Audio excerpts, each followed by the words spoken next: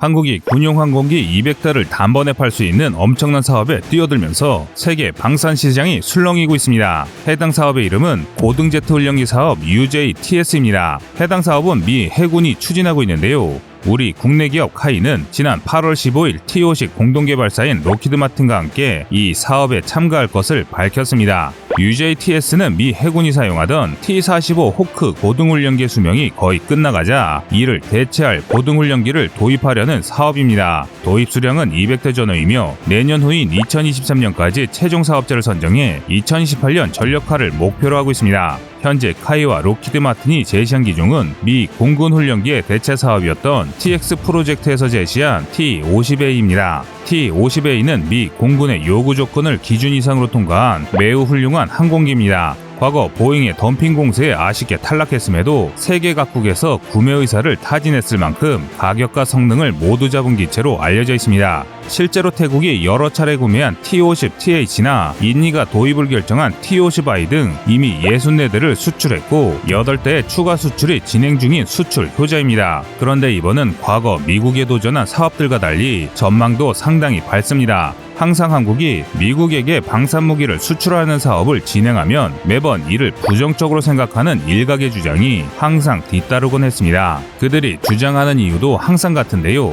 한국 무기 기술이 미국보다 떨어지는데 미국이 미쳤다고 한국 무기를 구매하냐라는 주장과 한국은 그저 다른 기업들의 들러리일 뿐이라는 것이 가장 많은 주장들이었습니다. 그런데 이번은 상황이 좀 다릅니다. 한국의 T-50은 미국의 대표 항공사인 로키드 마틴과 컨소시엄을 통해 개발한 전투기이고 현재 미 해군 고등훈련기 후보군 중에서 아직 한국을 압도할 경쟁자는 없다는 것입니다. 또한 현재 한국의 기술력은 지금의 미국이 선택할 만큼 발전했습니다. 그도 그럴 것이 이번 사업의 최대 경쟁자인 보잉은 아직도 미 공군용 훈련기인 T-7의 시제품을 내놓지도 못하고 있으며 또 다른 경쟁자인 이탈리아 레오나르도의 M346은 성능으로 보나 배경으로 보나 미국의 채택 가능성이 굉장히 낮습니다. 한국은 로키드 마틴과 수익을 나눠야 한다는 단점을 제외한다면 수출이 성사될 가능성이 아주 높은 상황입니다. 만약 T-50이 미 해군에 채택된다면 카이는 무려 200대의 T-50을 수출해 엄청난 수익을 창출하는 것은 물론 명실상부한 세계 최고 수준의 군용 항공기 업체로 인정받을 수 있게 됩니다. 이에 따른 파급 효과는 정말 엄청난데요. 지금도 세계 각지에서 진행 중인 T-50의 수출 사업의 성사 가능성이 급증하는 것은 물론 우리가 만들 차세대 전투기 KF-21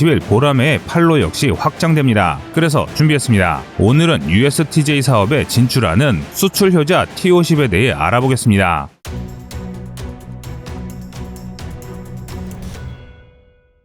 비행기가 전장에서 자리를 잡은 이후로 훈련기는 모든 파일럿이 반드시 거쳐가야 할 관문이 됐습니다. 사고가 나더라도 수습이 가능한 자동차와 달리 하늘을 비행하는 동안은 작은 고장조차 고칠 수 없는 비행기의 특성을 고려할 때 훈련 없이 비행기를 조정한다는 것은 말도 되지 않습니다. 특히 다양한 무장을 장착하고 매우 복잡한 기동을 하거나 비상 상황에 대처할 일이 많은 조종사를 육성하는 데 걸리는 시간이 상당한데요. 그래서 이 조종사를 키울 때는 몇 단계로 나눠서 조종사를 육성하고 있습니다. 가장 먼저 비행 입문을 위해 초등훈련기에 탑승해 훈련합니다. 경비행기의 대명사 세스나나 공군 사관학교 생도들의 KT-100 같은 프로기가 주로 사용되는데요. KT-100이 개발되기 이전까지 우리 군은 불곰 사업으로 획득한 러시아제 T-103 수송기에 의존해야 했습니다. 하지만 T-103의 노후화가 심해지면서 문제가 터졌는데요. 세계적으로 불과 60대밖에 수출되지 않은 기종이라 부품 수급이 어려웠고 이 때문에 정비가 까다로워졌습니다. 심지어 러시아의 갑질 역시 심했는데요. 수억 원짜리 훈련기에 에어컨을 다는데 수천만 원을 요구했습니다.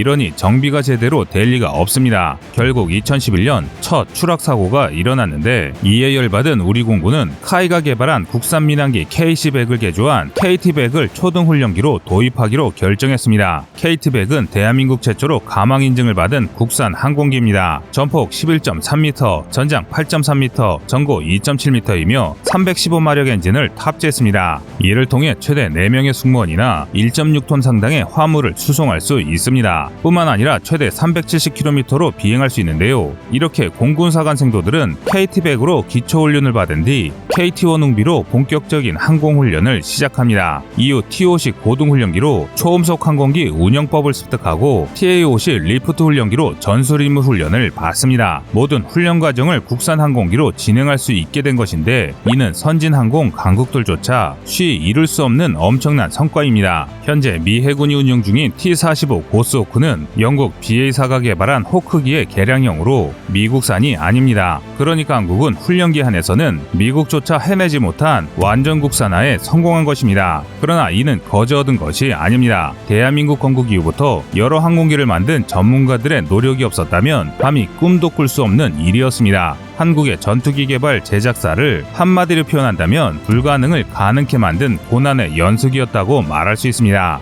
1950년 6월 25일 새벽 4시 북한군의 기습남침으로 시작된 6.25 전쟁 당시 우리 군은 무방비 상태였습니다. 대다수 장병이 휴가를 떠났고 보유한 장비의 질과 양에서의 격차는 이루 말할 수 없었습니다. 병사들의 목숨과 열정으로 메꾸기에는 너무나 힘든 일이었습니다. 당시 우리 군이 보유한 항공기 중 전투기로 운영될 수 있는 항공기는 미군의 T-6 훈련기에 무장을 탑재한 AT-6 텍산 경 공격기뿐이었습니다. 텍산의 최고 속도는 시속 300km를 조금 넘는 프로펠러기로 당시 시속 1000km를 넘는 음속의 전투기가 주력 전투기로 생산되고 있는 시대상을 고려할 때 실전에 쓸 수 없는 구형 항공기였습니다. 반면 당시 북한은 후기형 야크9을 비롯해 200여 대의 군용기를 보유하고 있었습니다. 북한 전력이 이렇다 보니 당연히 한국은 상대가 될 리 없었는데요. 이후 미 공군의 도움으로 전황이 반전되었지만 그럼에도 불구하고 이후 수십 년간 우리 공군은 북한조차 압도하지 못했습니다. 이를 극복하기 위해 한국 개발진은 국산 전투기 개발에 매진했습니다.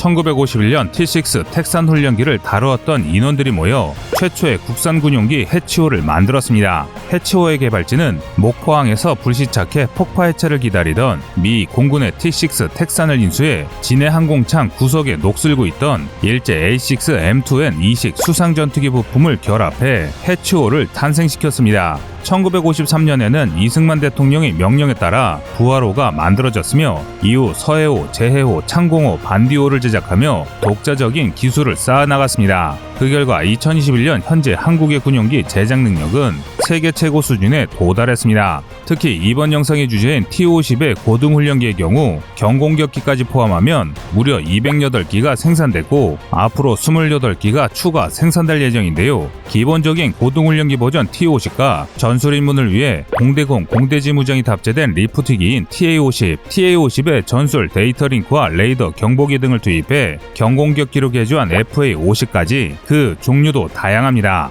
이렇게 도전의 연속이던 한국의 항공기 개발사는 지난 2017년에는 록히드 마틴과 컨소시엄을 구성해 미 공군의 TX 프로젝트에 도전하게 됐는데요. TX 프로젝트는 수십 년간 미 공군이 사용하며 노후화된 T-38 고등훈련기를 대체할 신형 고등훈련기를 채택하는 사업이었습니다. 이 사업에서 우리 T-50은 우수한 성능과 신뢰성을 가졌으며 한국 공군에서 다수를 운영 중이라는 점에 가점이 붙어 최종 후보에 채택됐습니다. 선정만 된다면 300대 이상의 항공기를 수출할 수 있는 상황이었습니다. 그러나 또 다른 경쟁자였던 보잉이 어이없는 덤핑 공세를 하며 수출이 좌절되고 말았습니다. 과거 보잉은 아직 실물조차 존재하지 않았던 T-7 레드호크의 양산 단가를 92억 달러라 주장하며 사업을 수주했는데요. 이는 총 사업비의 절반을 약간 웃도는 액수로 우수한 성능만큼 훈련기치고 다소 비싼 T-50으로는 절대 맞출 수 없는 금액이었습니다. 그런데 반전이 일어났습니다. 금세 만들 수 있다던 레드호크의 개발이 지연된 것인데요.